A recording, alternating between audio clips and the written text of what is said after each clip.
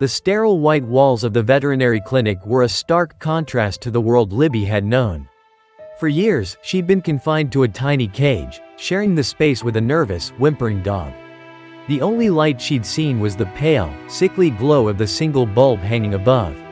Now, bathed in fluorescent light, she felt the weight of years lifting from her. Libby was a ginger tabby, her once vibrant fur now dull and matted, her body painfully thin. The vet, a kind woman with gentle hands, had treated her skin infections and nourished her with a steady stream of food. Slowly, she regained her strength, her spirit beginning to flicker back to life. But the fear, the deep-rooted terror of being trapped, remained. One day, a woman with a warm smile and kind eyes entered the room. Patty, they called her. She had heard about Libby, about the years of suffering she had endured, and something within her had broken. She had to help this creature, to give her the love she deserved. "She's beautiful," Patty whispered, her hand gently stroking Libby's fur. "I'm going to take you home." The world Libby had known was a cage. Now, she was in a vast, sun-drenched living room, filled with soft rugs and playful toys. She saw a man, Robert, with a booming laugh, and a fluffy black and white cat, who greeted her with playful curiosity. Days turned into weeks, weeks into months.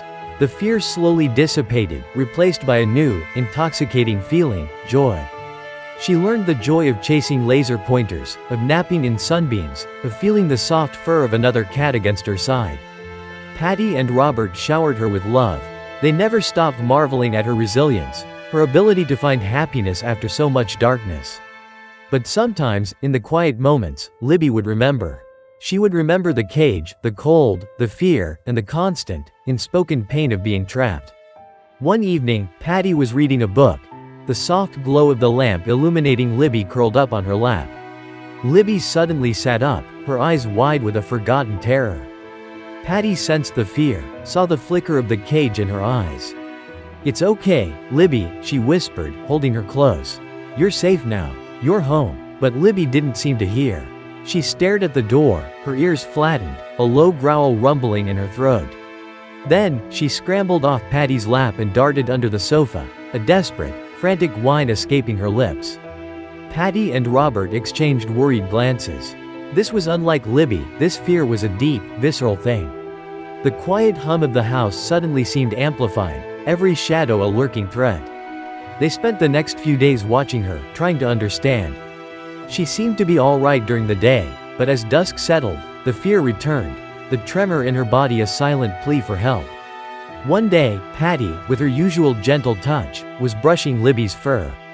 Suddenly, the cat flinched, a deep, primal fear flooding her eyes. Patty followed Libby's gaze and her breath hitched. Under the sofa, nestled between the cushions, was a small, wooden crate. The fear wasn't of the cage, not anymore. The fear was of what the cage contained.